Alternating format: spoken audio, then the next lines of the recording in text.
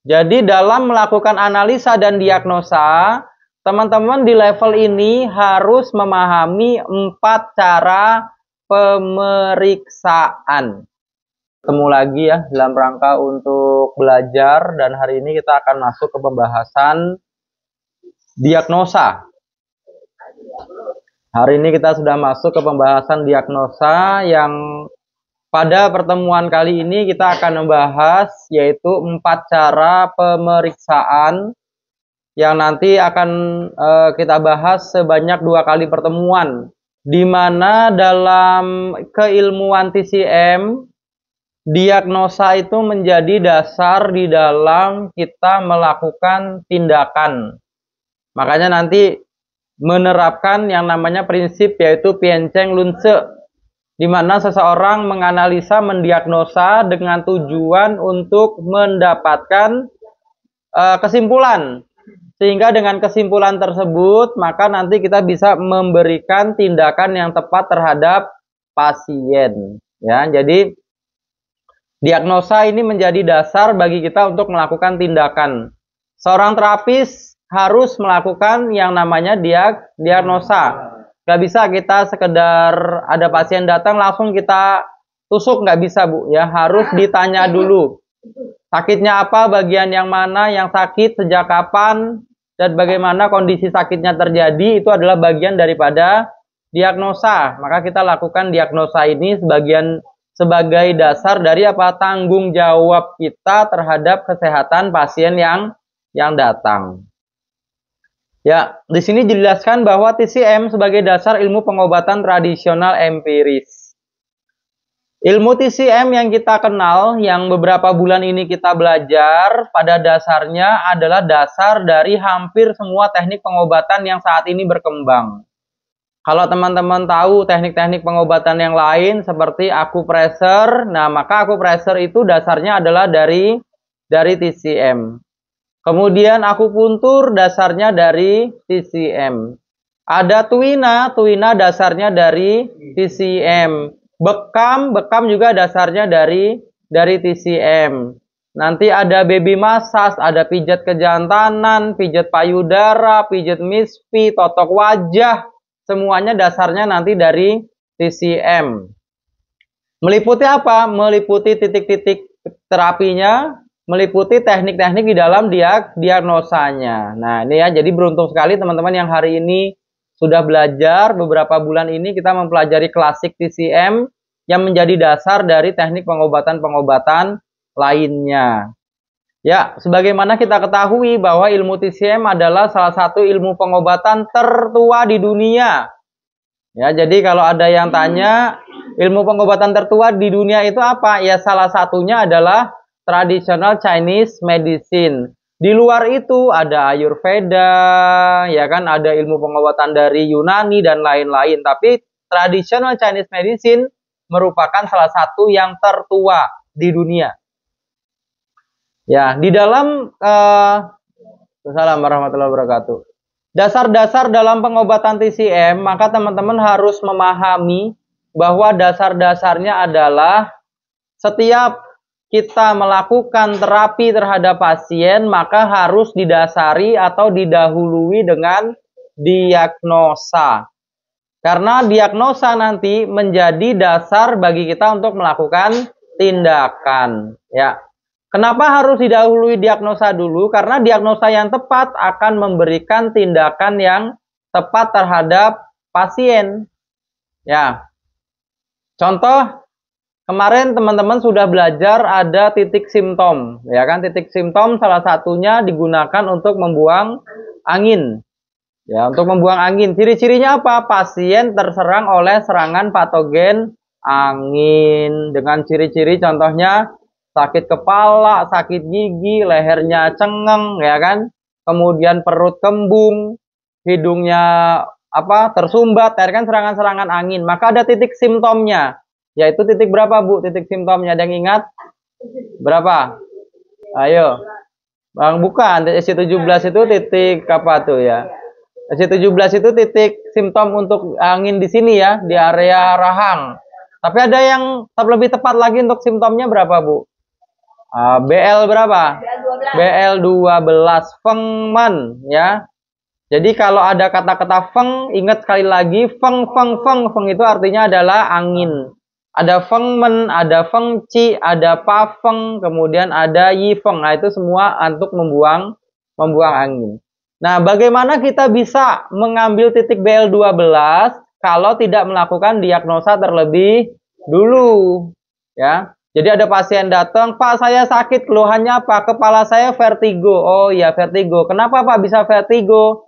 Saya kemarin naik motor nggak pakai helm. Oh iya, itu adalah bagian dari diagnosa. Oh iya, berarti Bapak ada serangan angin. Maka nanti akan saya akupuntur di BL12, di GB20, di SJ17 gitu ya. Nah, itu adalah bagian dari apa? Diagnosa. Jadi kita lakukan diagnosa dulu untuk mendapatkan titik akupuntur yang tepat, atau untuk apa? Untuk bisa menentukan titik apa yang sesuai dengan pasien. Bahkan misalnya teman-teman setelah melakukan diagnosa, teman-teman mengatakan kepada pasien, maaf Pak, Bapak tidak layak diakupuntur, Bapak cocoknya dibekam api. Nah, itu pun sudah menerapkan apa? Menerapkan prinsip-prinsip pengobatan TCM, di mana setelah melakukan diagnosa, kita menentukan tindakan terapi yang tepat terhadap pasien. Atau mungkin teman-teman bilang kepada pasien, waduh maaf nih, saya nggak bisa terapi, nggak bisa bekam, Bapak cocoknya di ruqyah. Nah gitu ya. Itu juga harus berdasarkan diagnosa. Ya kenapa Pak? Emang kenapa saya nggak bisa dibekam, nggak bisa diakupuntur? Kenapa saya harus di ruqyah? Ya karena menurut saya, berdasarkan diagnosa saya, penyakit Bapak ini terjadi karena adanya serangan ain, misalnya gitu ya. Oh, Bapak ini disihir ini ya. Nah, misalnya gitu, Bu. Atau mungkin Mas Zaki menganalisa pasien, bilang, oh Pak, ini mah nggak usah diakupuntur, saya kretek aja nih 3 gerakan beres. Nah, gitu misalnya. Itu juga bagian dari diagnosa, ya. Tapi bagaimana kita memutuskan tadi, Bu? Harus diawali dengan melakukan diagnosa dulu terhadap pasien. Tidak bisa kita datang, begitu pasien datang, oh Pak duduk ya, langsung saya akupuntur. Ya kan saya belum ngeluh apa-apa Pak. Gitu ya. Atau ada orang datang jujuk, Pak silakan duduk, langsung saya bekam. Enggak Pak, saya mau nanya itu yang parkir di depan siapa, misalnya gitu ya. Ternyata dia bukan berobat ya, mau nanya parkiran. Nah gitu ya. Jadi harus didahului dengan diagnosa terlebih dahulu. Ya ini teman-teman. Jadi pentingnya kita membahas diagnosa. Nah, dalam diagnosa TCM nanti kita menerapkan 4 cara pemeriksaan dan 8 dasar diagnosa. Ya, kita nanti menerapkan 4 cara pemeriksaan. Di level dasar yang akan kita bahas ini adalah 4 cara pemeriksaan. Adapun di level mahir nanti kita baru akan memasuki pembahasan 8 dasar diagnosa, yaitu Pakang Pienceng. Ya, di sini kita bahas dulu 4 cara pemeriksaan. Di mana 4 cara pemeriksaan ini nanti menjadi dasar bagi teman-teman untuk melakukan tindakan terapi terhadap pasien. Ya, 4 cara pemeriksaan itu meliputi apa saja, teman-teman? Ya, ini ya.